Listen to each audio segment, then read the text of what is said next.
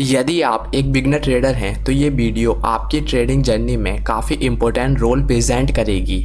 क्योंकि आज की इस वीडियो में मैं आपको बताऊंगा कि किस तरीके से आप बेस्ट में बेस्ट कैसे टेक्निकल एनालिसिस करके मैक्सिमम टाइम अपनी ट्रेड की सही डायरेक्शन को फाइंड कर सकेंगे। जिसका एग्जाम्पल आप यहाँ पर देख सकते हैं। जो ट्रेड मैंने आपको लाइव स्ट्रीम में आपके सबके सामने लेकर दिखाई थी, उसका लॉजिक मैंने आपको पहले भी बता दिया है और दोबारा से बताता हूँ कि ये ट्रेड मैंने क्यों ली थी। तो देखिए, आप लोग यहाँ पर देख सकते हैं, यहाँ पर market high loss price action की फॉर्मेशन के साथ में अप ट्रेंड में जाती है एंड फिर उसके बाद में जब मार्केट इस लेवल से डाउन ट्रेंड के लिए पुल बैक लेती है तो मार्केट मैक्सिमम टाइम इस लेवल को अप ट्रेंड के लिए ब्रेकआउट करने का ट्राई करती है, लेकिन मार्केट इस लेवल को अप ट्रेंड में ब्रेकआउट नहीं कर पाती है, जिसकी वजह से मार्केट इस लेवल के नीचे काफ़ी टाइम तक सस्टेन करती रहती है। और फिर उसके बाद में जैसे ही मार्केट फाइनली अप ट्रेंड के लिए इस प्रीवियस रेजिस्टेंस लेवल का मार्केट अप ट्रेंड के लिए जैसे ही ब्रेकआउट करती है तो फिर जितने भी बिगनर ट्रेडर एंड रिटेलर्स होते हैं वो मार्केट को अप ट्रेंड के लिए ब्रेकआउट करते हुए देखते हैं एक काफ़ी स्ट्रॉन्ग बुलिश मारुबुजू कैंडल की फॉर्मेशन के साथ में,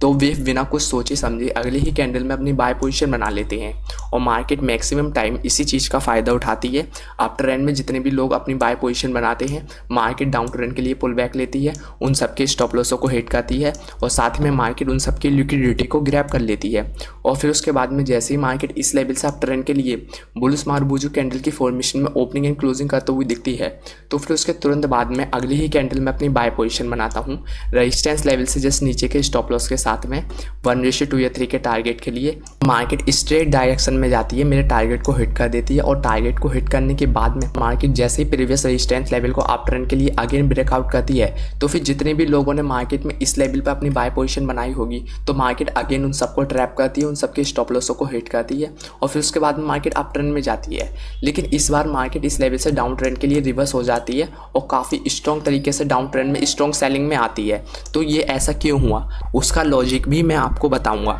लेकिन उसके लिए आपको इस वीडियो को शुरू से लेके स्टार्टिंग तक देखना होगा कि किस तरीके से मैं अपनी टेक्निकल एनालिसिस करके मैक्सिमम टाइम ट्रेंड की डायरेक्शन में अपना प्रॉफिट बना सकता हूं और मैक्सिमम टाइम ट्रेंड को आइडेंटिफाई कर सकता हूं। तो चलिए स्टार्ट करते हैं।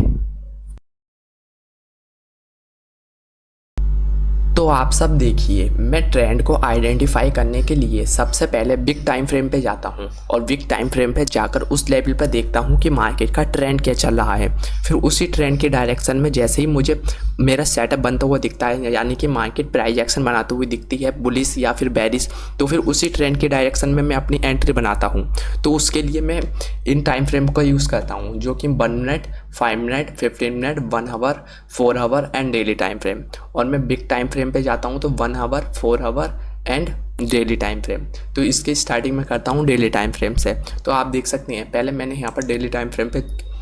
चेक करने के लिए मैंने क्लिक किया और फिर उसके बाद में जब मैंने चेक करा तो मार्केट काफ़ी स्ट्रॉन्ग बुलिश थी। और फिर उसके बाद में मैं इससे छोटे टाइम फ्रेम पे गया, यानी कि 4 आवर, और 4 आवर टाइम फ्रेम पे जाकर देखा तो मैंने देखा कि मार्केट डाउन ट्रेंड के लिए छोटा सा पुल बैक ले रही थी इस लेवल से। तो फिर पुल बैक लेने के बाद में इस लेवल से भी मुझे कुछ ज़्यादा पता नहीं चल रहा था। फिर उसके बाद में मैं गया 1 आवर टाइम फ्रेम पे और फिर उसके बाद में मैंने देखा तो मार्केट इस लेवल से डाउन ट्रेंड के लिए छोटा सा पुल बैक ले चुकी थी।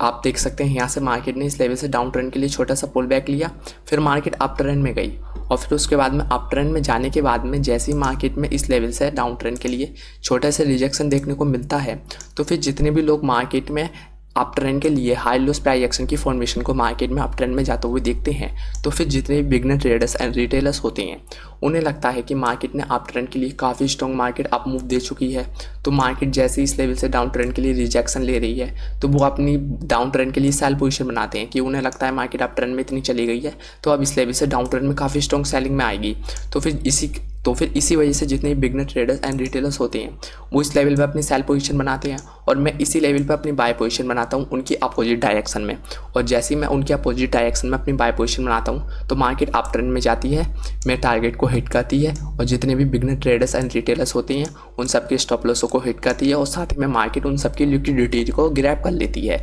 और फिर इस तरीके से जितने भी बिगनर ट्रेडर्स एंड रिटेलर्स होते हैं उनको मार्केट में ट्रैप कराया जाता है और जितने भी big player and institutional operator होते हैं वो मार्केट की डायरेक्शन में जाकर मैक्सिमम टाइम अपना प्रॉफिट बनाते हैं।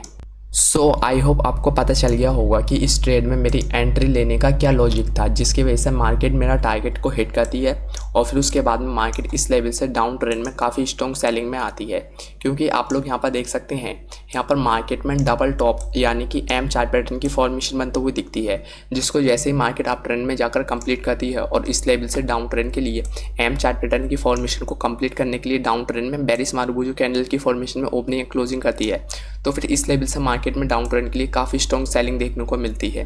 तो आप लोग ये भी कह सकते होंगे कि मार्केट में इस लेवल से भी तो डाउन ट्रेंड के लिए सेलिंग यानी कि डबल टॉप चार्ट पैटर्न की फॉर्मेशन बनते हुए दिख रही थी, तो मार्केट इस लेवल से डाउन ट्रेंड में क्यों नहीं गई? क्योंकि मार्केट को डाउन ट्रेंड में या फिर अप ट्रेंड में जाने के लिए मार्केट को लिक्विडिटी चाहिए होती है, और मार्केट को जैसे ही लिक्विडिटी मिलती है इस लेवल से मार्केट पहले डाउन ट्रेंड में सेलर्स को ट्रैप करती है। इस लेवल से डाउन ट्रेंड के लिए पुल बैक लेकर जितने भी सेलर्स इस लेवल पर अपनी सेल पोजीशन बनाते हैं, और फिर उसके बाद में मार्केट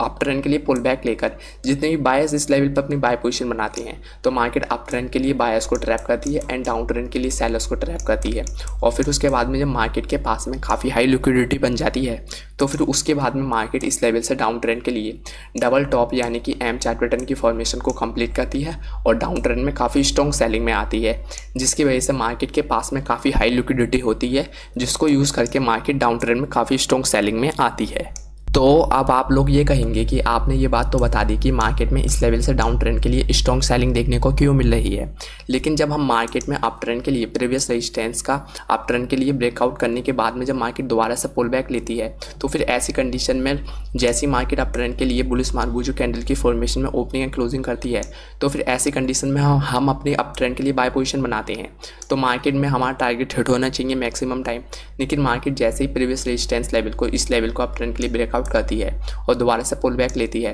तो मार्केट इस लेवल पर बुलिश मारुबुजू कैंडल की फॉर्मेशन में ओपनिंग या क्लोजिंग करते हुए दिखती है, तो फिर ऐसी कंडीशन में मार्केट इस लेवल से डाउन ट्रेंड में आती है और हमारा टारगेट हमारे स्टॉप लॉस को हिट कर देती है। तो ऐसा क्यों हुआ? तो देखिए, मार्केट मैक्सिमम टाइम आपका टारगेट को हिट नहीं करेगी, आपके कभी ना कभी स्टॉप लॉस तो हिट होंगे, लेकिन आप मैक्सिमम टाइम अपने टारगेट को हिट करने के लिए आपको 3 स्टेप को फॉलो करना होगा, जिसमें कि आप लोग यहाँ पर देख सकते हैं।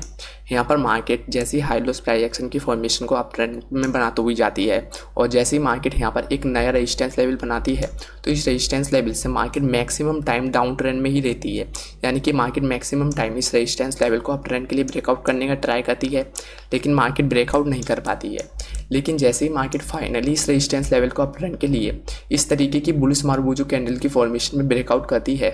तो फिर ऐसी कंडीशन में मार्केट में काफ़ी हाई प्रोबेबिलिटी बन जाती है कि मार्केट अब अगली 2 या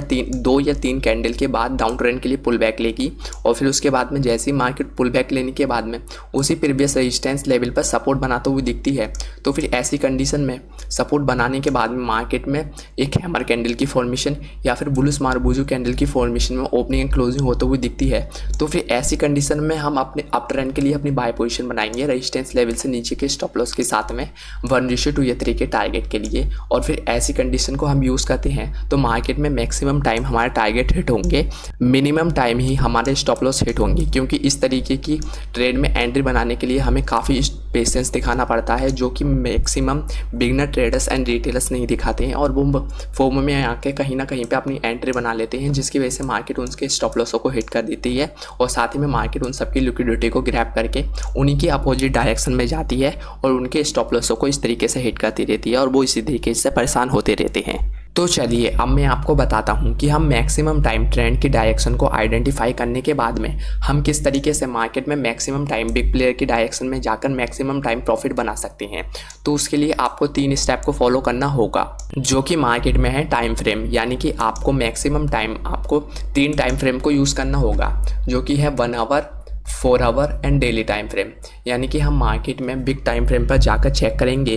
कि मार्केट का ट्रेंड क्या है, और ट्रेंड को आइडेंटिफाई करने के बाद में हम मार्केट में अपनी पोजीशन बनाएंगे। तो आप लोग यहाँ पर देख सकते हैं, हम सबसे पहले डेली टाइम फ्रेम पे चलते हैं और फिर डेली टाइम फ्रेम पे जाने के बाद में हम देखते हैं कि यहाँ पर मार्केट का ट्रेंड क्या है। तो हम यहाँ पर देखते हैं तो मार्केट का काफ़ी स्ट्रॉन्ग ट्रेंड है, यानी कि काफ़ी strong bullish market up trend में जा रही है, और अप ट्रेंड में जाने के बाद में हम वेट करेंगे कि जैसे ही मार्केट डाउन ट्रेंड के लिए छोटा सा पुल बैक लेते हुए दिखती है और फिर पुल बैक लेने के बाद में मार्केट में बुलिश प्राइस एक्शन की फॉर्मेशन बनती हुई दिखती है, तो फिर ऐसी कंडीशन में हम अपनी बाय पोजीशन बनाएंगे। तो आप लोग यहाँ पर देख सकते हैं, यहाँ पर जैसे ही मार्केट ने इस लेवल से डाउन ट्रेंड के लिए पुल बैक लिया, तो उसके लिए हम यहाँ से वर्टिकल लाइन को लेंगे एंड इस लेवल से इस लेवल तक हम इस वर्टिकल लाइन को ड्रॉ कर लेंगे। और फिर उसके बाद में हम आएंगे 4 आवर टाइम फ्रेम पे, और 4 आवर टाइम फ्रेम पे आने के बाद में हम चेक करेंगे कि मार्केट जैसे ही डाउन ट्रेंड में पुल बैक लेती है, यहाँ पर मार्केट डाउन ट्रेंड के लिए पुल बैक लेती है, और पुल बैक लेने के बाद में जैसे ही मार्केट प्रीवियस रेजिस्टेंस लेवल पर सपोर्ट बनाते हुए दिखती है, अप ट्रेंड के लिए काफ़ी स्ट्रॉन्ग बुलिश मार्बूजू कैंडल की फॉर्मेशन के साथ में, तो फिर ऐसी कंडीशन में हम अगली ही कैंडल में अपनी बाय पोजीशन बनाएंगे। और फिर इस तरीके से हम मैक्सिमम टाइम ट्रेंड की डायरेक्शन में जाकर बिग प्लेयर की यानी कि बिग प्लेयर की डायरेक्शन में जाकर मैक्सिमम टाइम अपना प्रॉफिट बना सकते हैं। जिसके लिए आप लोग कहेंगे हम इतने बड़े टाइम फ्रेम पे तो नहीं जा सकते, हम छोटे टाइम फ्रेम पे जा सकते हैं, क्योंकि हमारा इस तरीके से बड़ा स्टॉप लॉस बन जाएगा, लेकिन आपको बड़ा टारगेट भी तो मिलेगा। तो आप लोग कहेंगे नहीं हमें छोटे टाइम फ्रेम पे जाना है, तो उसके लिए आप लोग बनावट टाइम फ्रेम को भी यूज़ कर सकते हैं। जैसे कि इस प्रकार आप बनावट टाइम फ्रेम पे जाएंगे, आप लोग बनावट टाइम फ्रेम पे पहुंच गए, और फिर उसके बाद में आप लोग यहाँ पर देख सकते हैं, यहाँ पर जैसे ही मार्केट प्रीवियस रेजिस्टेंस लेवल को ब्रेकआउट, यानी कि आप लोग यहाँ पर देख सकते हैं, यहाँ पर मार्केट में इस लेवल पर ये रेजिस्टेंस लेवल बना हुआ था, और मार्केट जैसे ही इस प्रीवियस रेजिस्टेंस लेवल को आप लोग देख सकते हैं, मार्केट जैसे ही इस प्रीवियस रेजिस्टेंस लेवल को अप ट्रेंड के लिए ब्रेकआउट करती है, और ब्रेकआउट करने के बाद में जैसे ही मार्केट डाउन ट्रेंड के लिए पुल बैक लेती है, और प्रीवियस रेजिस्टेंस लेवल के पास में आकर जैसे ही मार्केट में इस लेवल से अप ट्रेंड के लिए हैमर कैंडल की फॉर्मेशन में ओपनिंग एंड क्लोजिंग होते हुए दिखती है, तो फिर उसके तुरंत बाद हम अगली ही कैंडल में अपनी बाय पोजीशन बनाएंगे प्रीवियस रेजिस्टेंस लेवल से, यानी कि इस कैंडल के लो के स्टॉप लॉस के साथ में 1:2 या 3 के टारगेट के लिए, और मार्केट कंटिन्यू अप ट्रेंड में जाती है और हमारे टारगेट को हिट कर देती है। और फिर इस तरीके से हम मार्केट में मैक्सिमम टाइम ट्रेंड की डायरेक्शन में जाकर, यानी कि बिग प्लेयर की डायरेक्शन में जाकर मैक्सिमम टाइम अपना प्रॉफिट बना सकते हैं। तो आई होप आपको इतनी बात समझ में आई होगी कि हम किस तरीके से मैक्सिमम टाइम ट्रेंड की डायरेक्शन में जाकर, यानी कि बिग प्लेयर की डायरेक्शन में जाकर हम मैक्सिमम टाइम अपना प्रॉफिट बना सकते हैं। और ऐसे ट्रेड के लिए आपको वेट करना होगा, क्योंकि हर 1 आवर यानी कि 1 minute time frame, 5 minute time frame पे, काफ़ी कम टाइम फ्रेम पे आपको इस स्ट्रेटजी को यूज़ करना होगा, क्योंकि ये स्ट्रेटजी मैक्सिमम टाइम यानी कि बिग टाइम फ्रेम पर यूज़ होती है, ना कि छोटे टाइम फ्रेम पे। तो आप यदि बिग टाइम फ्रेम पर इस स्ट्रेटजी को यूज़ करते हैं तो आपका मैक्सिमम टाइम टारगेट हिट होगा, बहुत रेयर ही आपके स्टॉप लॉस को हिट कर सकती है मार्केट। तो चलिए अब इस वीडियो को यहीं पे एंड करते हैं। यदि आपको ये वीडियो अच्छी लगी हो तो लाइक कीजिए एंड शेयर कीजिए, और यदि आप आगे भी ऐसी ही इन्फॉर्मेशनल वीडियोस देखना चाहते हैं तो इस चैनल को सब्सक्राइब कर लीजिए। तो चलिए मिलते हैं फिर नेक्स्ट वीडियो में।